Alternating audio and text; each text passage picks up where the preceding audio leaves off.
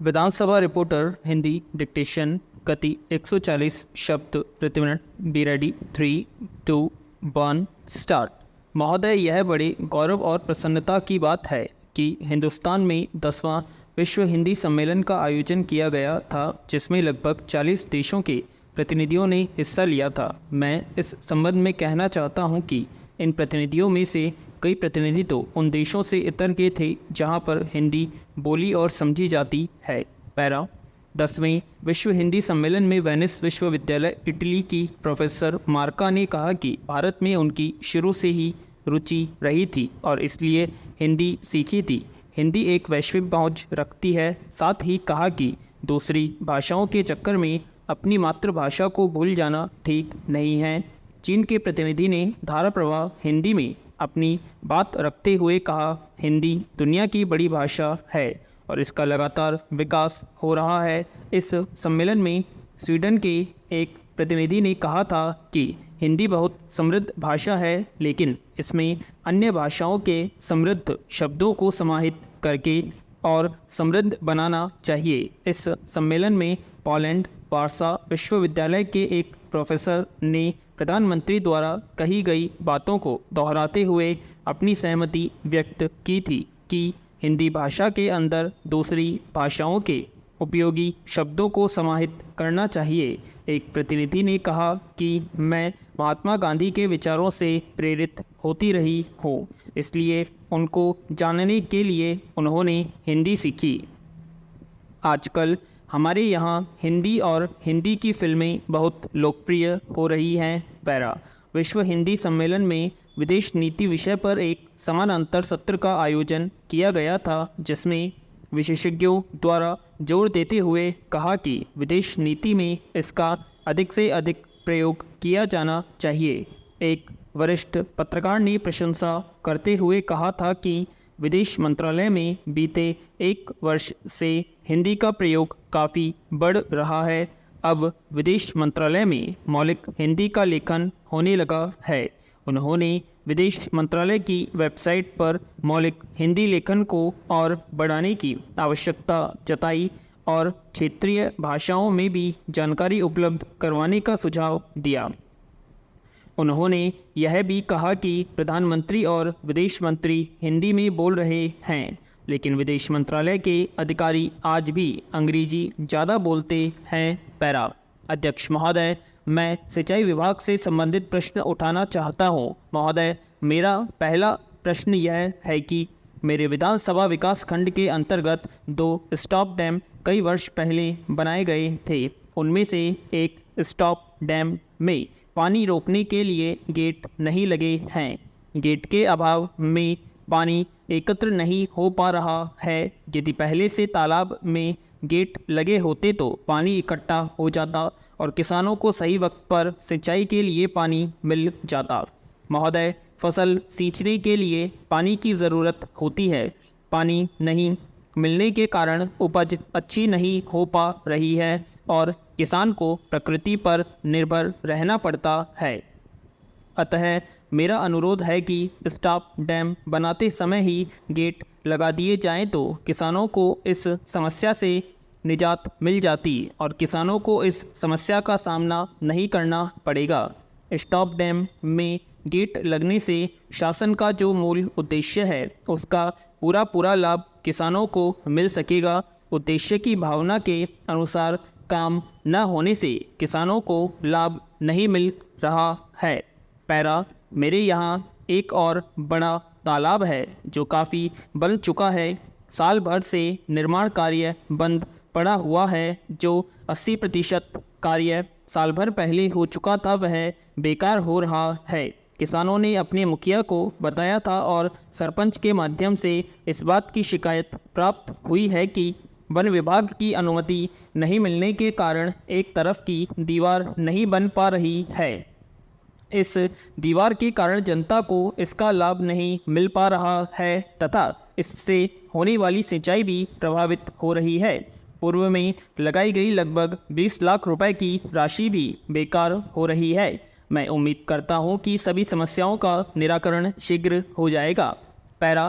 उपाध्यक्ष महोदय, अब मैं आपसे अगला प्रश्न करूंगा कि मेरे जिले के रेत खदानों की किस्त कतिपय लोगों की मेहरबानी और मिलीभगत से जमा नहीं की गई है। ऐसी लगभग 10 खदानें ही मिली हैं जिनका अनुबंध ही नहीं किया गया हो। इस प्रकार से लाखों रुपयों की हानि सरकार को पहुंचाने का प्रयास किया जा रहा है। जिले के खदानों के माध्यम से जो रॉयल्टी ग्राम पंचायत को प्राप्त होती थी वह नहीं मिल रही है। रॉयल्टी प्राप्त नहीं होने के संबंध में सरपंचों द्वारा शिकायत की गई है। जांच और कार्यवाही नहीं होने के कारण शासन प्रशासन के प्रति खतरनाक रोष व्याप्त है। पैरा, मान्यवर केंद्रीय मंत्रिमंडल ने आज उत्तर प्रदेश में राष्ट्रपति शासन की अवधि 17 अप्रैल से 6 महीने तक के लिए और बढ़ाने का फैसला किया है। विश्वस्त सूत्रों के अनुसार आज यह जानकारी दी गई है कि उत्तर प्रदेश में राष्ट्रपति शासन की वर्तमान 6 महीने की अवधि 16 अप्रैल को समाप्त होने जा रही है।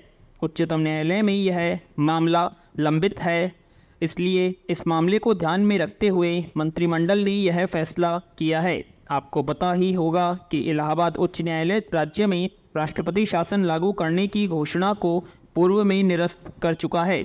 फिर इसे उच्चतम न्यायालय में चुनौती दी गई थी, जहां पर यह मामला विचाराधीन रखा गया है। पैरा, उच्चतम न्यायालय ने इलाहाबाद उच्च न्यायालय के फैसले पर रोक लगाते हुए केंद्र सरकार को निर्देश दिया था कि वह उत्तर प्रदेश विधानसभा को भंग न करके वहां सरकार के गठन की संभावना का पता लगाए। उत्तर प्रदेश में राष्ट्रपति शासन की अवधि बढ़ाने का प्रस्ताव कल सदन में पेश किया जा सकता है और यह बड़े खेद की बात है कि संसद का सत्र 20 मार्च से 1 महीने के लिए स्थगित होने जा रहा है। इसलिए मंत्रिमंडल ने इसी बात को ध्यान में रखते हुए राज्य में राष्ट्रपति शासन की अवधि बढ़ाने का फैसला आज ही कर लिया है। सूत्रों के अनुसार यदि इस दौरान उच्चतम न्यायालय का कोई आदेश प्राप्त होता है तो उस निर्देश पर कार्रवाई करने को भी सरकार तैयार रहेगी। उत्तर प्रदेश में विधानसभा के चुनाव के बाद किसी राजनीतिक पार्टी या गठजोड़ द्वारा सरकार बनाने में विफल रहने के कारण गत वर्ष अक्टूबर में राष्ट्रपति शासन लागू किया गया था। अब वहां सरकार का गठन किया जा चुका है। पैरा, आज रक्षा मंत्री ने कहा कि देर सवेर भारत और चीन को परमाणु शक्ति से जुड़े मुद्दों पर आपसी विश्वास का माहौल पैदा करने की दिशा में बातचीत करनी चाहिए। इस सिलसिले में परमाणु परीक्षण के बाद से दोनों के बीच बातचीत में कुछ ठहराव आ गया था। इसी ध्येय को लेकर चीन के साथ कुछ प्रारंभिक बातचीत शुरू करने पर विचार विमर्श चल रहा है। उन्होंने इस बारे में कहा है कि हमारी मूल चिंता का विषय भारत की भौगोलिक और राजनीतिक स्थिति है। इसी मुद्दे पर चीन और पाकिस्तान के सामरिक संबंध इस विषय के दायरे में मापे जाने चाहिए। भारत और पाकिस्तान के बीच हुई वार्ता लंबी खिंच जाने से हमको निराश होने की ज़रूरत नहीं है, बल्कि दोनों पक्षों की ओर से बातचीत शुरू किया जाना एकमात्र सराहनीय कदम होगा। अमेरिका भी भारत से कुछ निश्चित अपेक्षाएं रखता है जिन्हें स्वीकार नहीं किया जा सकता। जिस चीज़ में हमारा हित न हो उसको अस्वीकार किया जाना चाहिए। पैरा, भारत एक बहुत बड़ा देश है। यह किसी भी हालत में किसी से कमज़ोर पड़ने वाला नहीं है। हमारे देश के अंदर बहुत शक्तिशाली देश बनने की सभी क्षमता और संभावना मौजूद है। भारत एक विकसित शक्तिशाली देश है, इससे इनकार नहीं किया जा सकता है। इसलिए अमेरिका को चाहिए कि वह भारत की सुरक्षात्मक चिंताओं को समझे और जो अपरिहार्य है उसे स्वीकार करना चाहिए। अमेरिका ने परमाणु एवं अनेक मुद्दों पर चीन के साथ पहले ऐसा ही कुछ किया था। उन्होंने कहा कि अमेरिका को यह समझना होगा कि दुनिया बहुध्रुवी जगत की ओर बढ़ रही है। भारत उन ध्रुवों में से एक है। अपने एक महत्वपूर्ण बयान में रक्षा मंत्री ने कहा है कि यदि उग्रवादियों को लोकतांत्रिक प्रक्रिया में शामिल कर स्वतंत्र और निष्पक्ष चुनाव के जरिए प्रशासन में भागीदार बनने का अवसर दिया जाए तो कुछ स्थानों पर इस विवाद का एक राजनीतिक समाधान खोजा जा सकता है। पैरा, सभापति जी, अब मैं आपसे चौथा प्रश्न करना चाहता हूँ जो ऊर्जा विभाग के संबंध में है, और वह यह है कि मेरे क्षेत्र में अमरपाटन विद्युत सहकारी समिति मर्यादित का विलीनीकरण मध्य प्रदेश पूर्व क्षेत्र विद्युत वितरण कंपनी में कर दिया गया है और संभागीय कार्यालय अन्यत्र दूर कर दिया है। विराम।